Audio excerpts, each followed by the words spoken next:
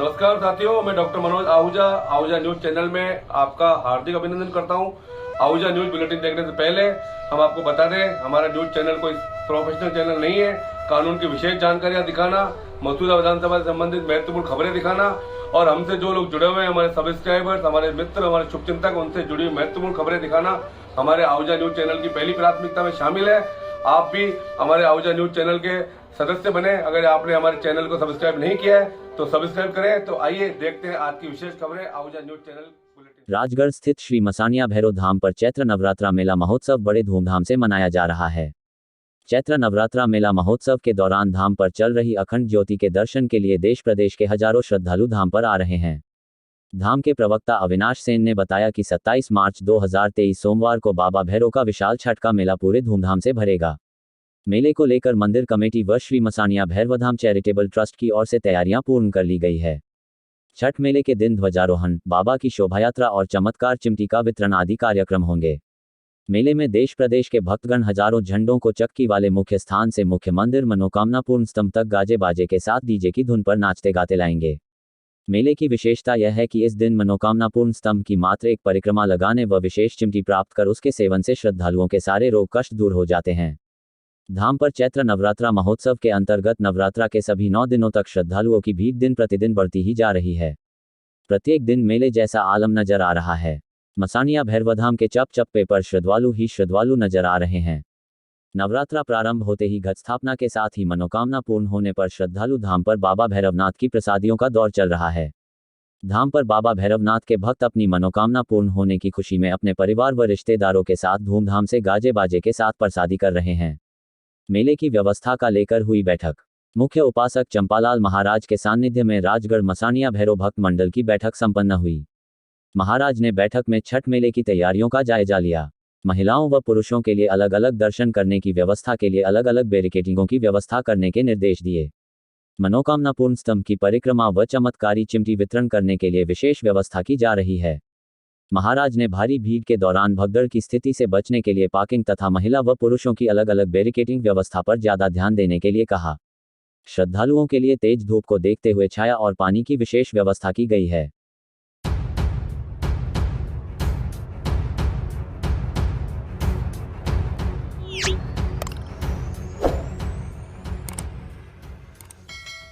केंद्र सरकार की ओर से शुक्रवार को केंद्रीय कर्मचारियों और पेंशनधारियों के लिए 4% महंगाई भत्ता बढ़ाए जाने की घोषणा के बाद अब सबकी निगाहें राजस्थान पर लगी हुई हैं। सूत्रों की माने तो राज्य कर्मचारियों के लिए भी आज शाम तक 4% महंगाई भत्ता बढ़ाने की घोषणा हो सकती है। बताया जाता है कि वित्त विभाग की ओर से आज शाम तक महंगाई भत्ता बढ़ाए जाने की घोषणा हो सकती है। केंद्र सरकार के बाद राज्य सरकार की ओर से भी महंगाई भत्ता बढ़ाए जाने के आदेश पूर्व में जारी होते रहे हैं। प्रदेश में सरकार की ओर से 4% महंगाई भत्ता बढ़ाया जाता है तो इसका लाभ 7 लाख कर्मचारियों और इतने ही पेंशनधारियों को मिलेगा। कर्मचारियों को साधने में जुटी है गहलोत सरकार। इससे पहले प्रदेश में इसी साल के अंत में होने वाले विधानसभा चुनाव के मद्देनजर गहलोत सरकार कर्मचारियों को साधने में जुटी है। पूर्व में जहां गहलोत सरकार ने राज्य कर्मचारियों के लिए ओल्ड पेंशन स्कीम लागू की थी, तो वहीं सरकार के 5वें बजट में भी कई लोकलुभावन घोषणाएं कर्मचारियों के लिए की गई थी। कल केंद्रीय कैबिनेट की बैठक में लिया गया था महंगाई भत्ता बढ़ाए जाने का फैसला। इससे पहले शुक्रवार को केंद्रीय कैबिनेट की बैठक में केंद्रीय कर्मचारियों के लिए 4% महंगाई भत्ता बढ़ाए जाने का फैसला लिया गया था। पहले केंद्रीय कर्मचारियों को 38% महंगाई भत्ता मिलता था, लेकिन अब उन्हें 42% महंगाई भत्ता मिलेगा। महंगाई भत्ते का लाभ 1 जनवरी 2023 से ही मिलेगा। केंद्र सरकार के इस फैसले का लाभ 47 लाख केंद्रीय कर्मचारियों और 69 लाख पेंशन भोगियों को मिलेगा।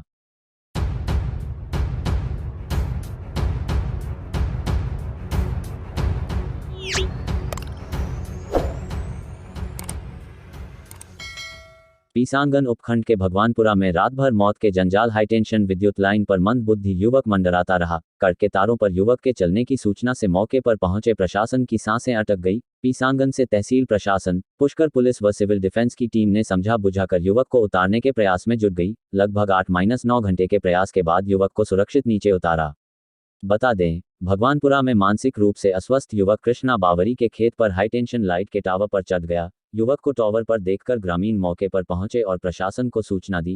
लोगों को देखकर युवक और ऊपर बढ़ने लगा। मौके पर नायब तहसीलदार मंजूर अली, पुष्कर पुलिस ने विद्युत सप्लाई बंद करवाए और सिविल डिफेंस की टीम को बुलाकर युवक को उतारने के प्रयास में जुट गए। वही मंदबुद्धि होने के कारण युवक तारों के जंजाल पर इधर उधर चलने लगा। गत शाम करीब 7 बजे से आज सुबह 4 बजे तक युवक तारों पर घूमता रहा।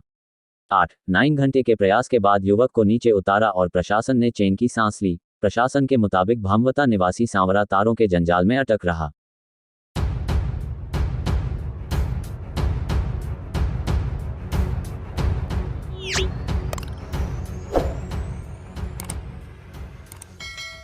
कांग्रेस के नेता राहुल गांधी की लोकसभा की सदस्यता रद्द करने के विरोध में आज अजमेर शहर जिला कांग्रेस कमेटी के निवर्तमान अध्यक्ष विजय जैन के नेतृत्व में कांग्रेसियों ने गांधी भवन पर प्रधानमंत्री नरेंद्र मोदी के पुतले की शव यात्रा निकालकर जमकर नारेबाजी कर विरोध प्रदर्शन किया एवं नरेंद्र मोदी का पुतला फूंका। अजमेर शहर जिला कांग्रेस कमेटी के निवर्तमान अध्यक्ष विजय जैन ने बताया कि राहुल गांधी की लोकसभा सदस्यता खत्म करना तानाशाही का एक और उदाहरण है। बीजेपी ये ना भूले कि यही तरीका उन्होंने श्रीमती इंदिरा गांधी के खिलाफ भी अपनाया था और मुंह की खानी पड़ी। राहुल गांधी देश की आवाज हैं जो इस तानाशाही के खिलाफ अब और मजबूत होगी। उन्होंने कहा कि भारत जोड़ो यात्रा में राहुल गांधी ने महंगाई, बेरोजगारी, भ्रष्टाचार और हिंसा का मुद्दा उठाया। इन पर ध्यान देने की जगह भाजपा सरकार राहुल जी के खिलाफ दमनकारी कदम उठा रही है। इस अवसर पर राजस्थान प्रदेश कांग्रेस कमेटी के प्रदेश उपाध्यक्ष एवं पूर्व शिक्षा राज्य मंत्री नसीम अख्तर ने कहा कि भारत जोड़ो यात्रा के समापन पर राहुल गांधी देश के लिए भावनात्मक और देश प्रेम का विचार रखने वाले व्यक्ति की संसद सदस्यता रद्द करना एक बड़ी साजिश है। देश इसे कभी बर्दाश्त नहीं करेगा। इस अवसर पर पूर्व विधायक डॉक्टर गोपाल बाहेती ने कहा कि राहुल गांधी को सच बोलने की सजा भुगतनी पड़ रही है। ये समझ के परे है कि भाजपा नीरव मोदी और ललित मोदी जैसे बेईमानों के समर्थन में क्यों खड़ी हो रही है। भाजपा को बताना चाहिए कि गरीबों के हक को लूटकर विदेश भागने वाले नीरव मोदी, ललित मोदी चोर नहीं हैं। इस अवसर पर वरिष्ठ नागरिक जन बोर्ड के उपाध्यक्ष राजेश टंडन, पूर्व मेयर कमल बाकोलिया, पूर्व विधायक डॉक्टर राजकुमार जयपाल, महेंद्र सिंह रलवता, हेमंत भाटी, बलराम शर्मा, भागचंद गुर्जर, गुलाम मुस्तफा, शिव कुमार बंसल, गिरधर तेजवानी, महेश चौहान, अशोक बिंदल, नोरत गुर्जर, विजय नागोरा, सरवन टोनी, श्याम प्रजापति, नरेश सत्यावना, द्रौपदी कोली, रागिनी चतुर्वेदी, सोनल मौर्य, अरुणा कच्छावा, गजेंद्र सिंह रलवता, हेमंत जोधा, नितिन जैन, सर्वेश पारीक, रश्मि हिंगोरानी, कपिल सारस्वत, कुशाल कोमस, बनवारी लाल शर्मा, सुनील धानका, सागर मीना, विपिन बेसिल, अंकुर त्यागी, दिनेश शर्मा, कैलाश कोमल, सुरेश्वर शैली, दिशांत कनौजिया, सोना धनवानी, शमसुद्दीन, महेंद्र धानका, प्रेम सिंह गौड़, चेतन पनवार, भूपेंद्र चौहान, राजेंद्र नरचल, राजनारायण आसोपा, चंद्र प्रकाश बालोटिया, शैलेंद्र अग्रवाल, भूमराज गुर्जर, मनीषा मीना, दिनेश के शर्मा, रवि शर्मा सहित बड़ी संख्या में कांग्रेस के पदाधिकारी एवं कार्यकर्ता उपस्थित थे।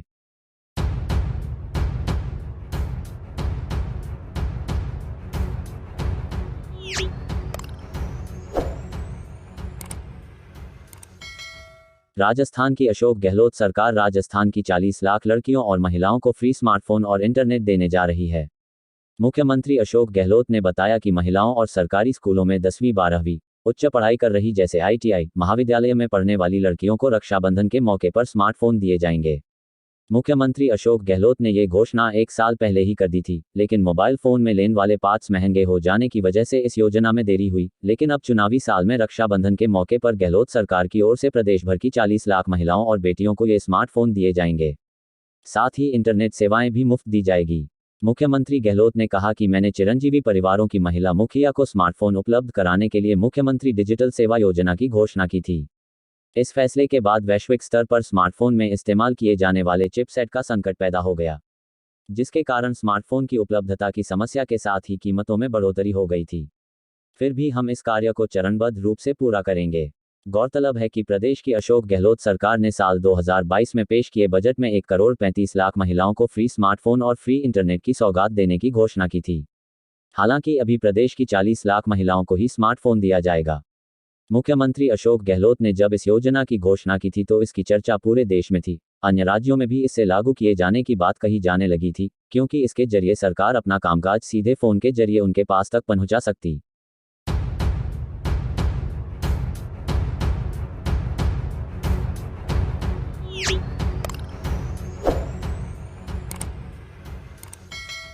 जारकेकड़ी अध्यक्ष पवन कुमार राठी ने शनिवार को प्रदेशाध्यक्ष हरिवल्लभ मेघवाल से प्राप्त निर्देशों की पालना में अपनी नई कार्यकारिणी की घोषणा की है। अध्यक्ष एडवोकेट पवन राठी ने अपनी नई कार्यकारिणी में संरक्षक अनिल कुमार राठी, महामंत्री पद पर एडवोकेट योगेश, कोषाध्यक्ष पद पर रामचंद टहलानी को नियुक्त किया है।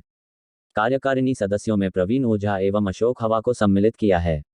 शनिवार को संपन्न कार्यकारिणी की बैठक में सर्वसम्मति से शीघ्र ही शपथ ग्रहण कार्यक्रम आयोजित करने का निर्णय लिया गया है।